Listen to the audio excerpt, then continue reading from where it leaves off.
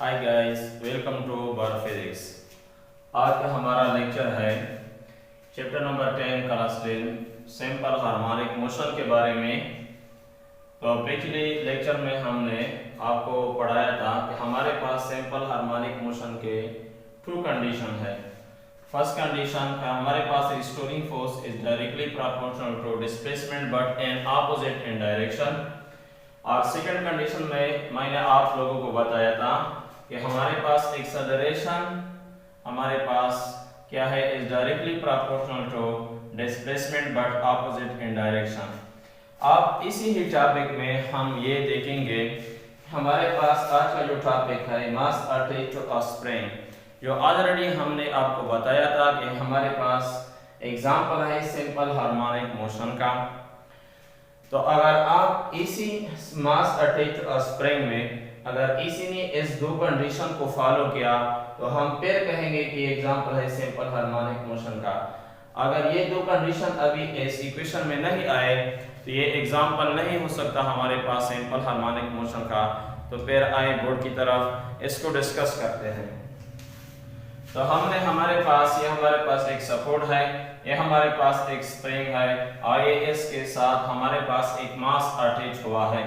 लेकिन याद रहे कि हमारे पास जो मास है ये हमारे पास इलास्टिक होगा, हीविंग द इलास्टिक, ठीक है, कि इसका इलास्टिसिटी होगा, द प्रॉपर्टी ऑफ इलास्टिसिटी। यानी इसका मतलब यह है कि हुक लॉ को ओबे करेगा और इस पर हम इतना फोर्स अप्लाई करेंगे कि ये इलास्टिसिटी से प्लास्टिसिटी रेंज में कन्वर्ट ना हो जाए।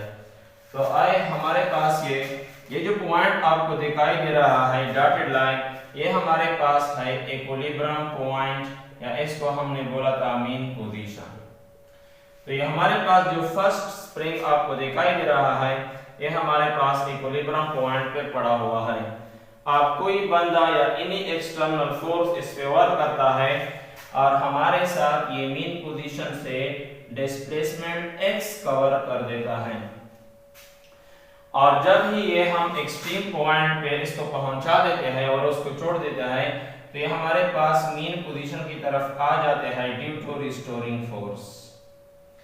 अगर कोई स्टूडेंट ने हमारे पिछले लेक्चर को देखा नहीं है तो उससे पहले हमारे प्रीवियस लेक्चर को जरूर देखें, फिर आपको रिस्टोरिंग फोर्स, इक्विलिब्रियम पॉइंट सारे का पता चल जाएगा।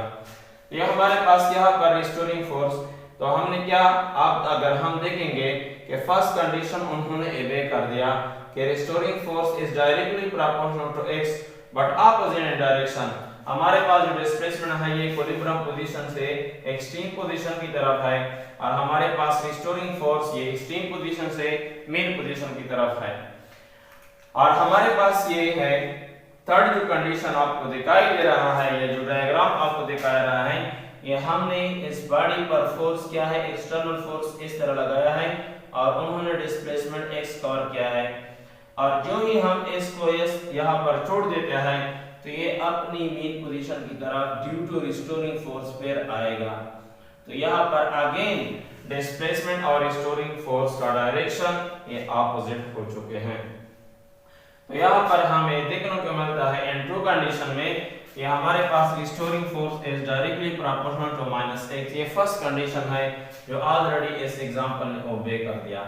अब हमको सेकंड कंडीशन ढूंढना होगा, acceleration is directly proportional to -x। तो उसकी तलाश में हम थोड़ा इक्वेशन से हेल्प लेते हैं कि अगर हम इस इक्वेशन को क्या करें, एक्सपेंड करें, खोल दें, तो restoring force is directly proportional constant. आप जब भी प्रोपोर्शनलिटी साइन को खत्म करेंगे तो हम एक कांस्टेंट लगा देते हैं और -x को हम वहां पर लगा दिया।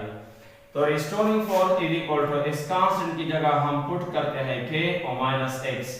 अब इनको मल्टीप्लाई करें तो restoring force is directly proportional -kx। ये हमारे पास इक्वेशन 2 का हो गया। हम जानते हैं according to Newton second law कि हम अगर कोई मास, ये हमारे पास मास है और आप इस पे फोर्स लगा देते हैं तो उसमें क्या पैदा होगा, इसमें एक्सेलरेशन पैदा होगा।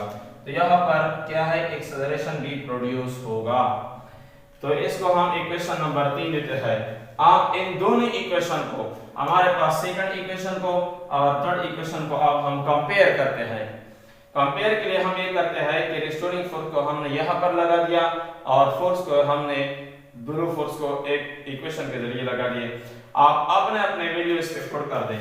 हमारे पास रिस्टोरिंग फोर्स का वैल्यू क्या है -kx, यह इसको इसके नीचे लगा दिया और हमारे पास जो ये फोर्स है according to Newton second law, इस टर्मिनोलॉजी को हमने यहाँ पर लगा दिया। हम इस तरह भी लिख सकते हैं कि अगर मैं ma को यहाँ पर ले गो इज इक्वल टू -kx, तो हमें सेकंड इक्वेशन में हमें एक्सेलरेशन चाहिए होता है।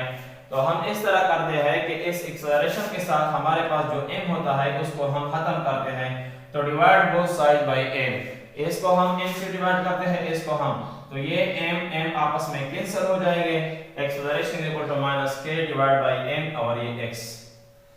तो हमारे पास ये जो दो टर्मिनोलॉजी है k और m, ये दोनों कांस्टेंट है। k हमारे पास क्या है, इसको हम बोलते हैं स्प्रिंग कांस्टेंट, ये भी कांस्टेंट है, और हमारे पास जो m है ये भी क्या हमारे पास क्या है, ये भी कांस्टेंट है, ये दोनों कांस्टेंट है।